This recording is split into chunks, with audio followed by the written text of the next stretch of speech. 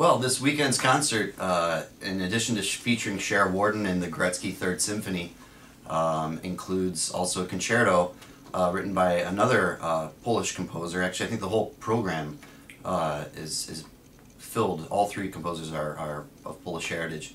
My concerto, well, not my concerto, Karol Szymanowski's concerto that he wrote in 1916. I get the privilege of playing it with my colleagues here at the Indianapolis Symphony. It's a piece that actually Chris introduced to me about 2 years ago after I had performed the second concerto, and he said, "Have you ever checked out the first?" And I said, you know, outside of the one time we performed it here with Nicola Benedetti, I'd never really looked at the music, and I had never really thought of playing it. But he asked if I would, and he also sort of peppered it with the idea of my coming out to Trondheim, Norway, to play with him out there as well.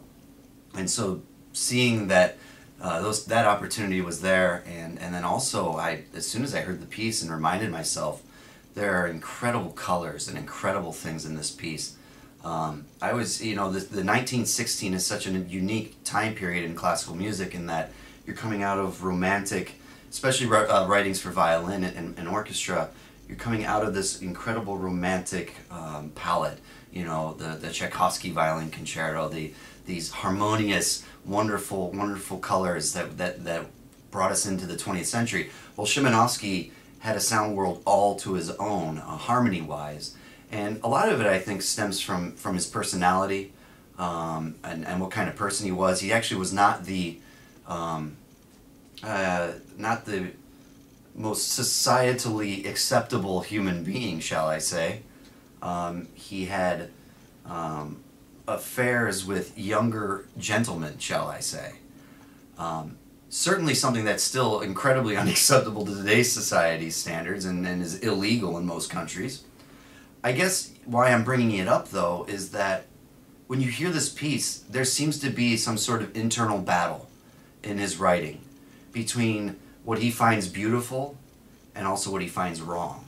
I don't know if this is what he intended, but you know, it certainly gives me ground to sort of latch my brain and my feelings when I play this piece on some ideas.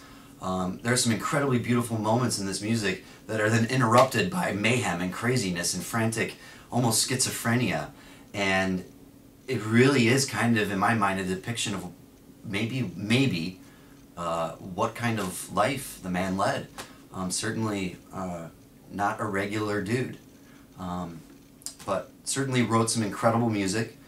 This piece is right there with some of the finest violin concertos. It's a cool piece. It's a wonderful wonderful sound palette. I like to use the reference that it sounds to me, a lot of this music sounds like a Hollywood sci-fi movie, but not one modern day, one from like the 30s and 40s, you know, with the aliens that move really strangely. But if you really buy into the sound world, it's an incredibly effective piece, and I really have enjoyed studying it and working on it. Now I played it 2 months ago in Trondheim, and now I get to bring it here with not my orchestra, our orchestra, Indianapolis Symphony, which I'm very excited and honored to once again get to solo with my colleagues.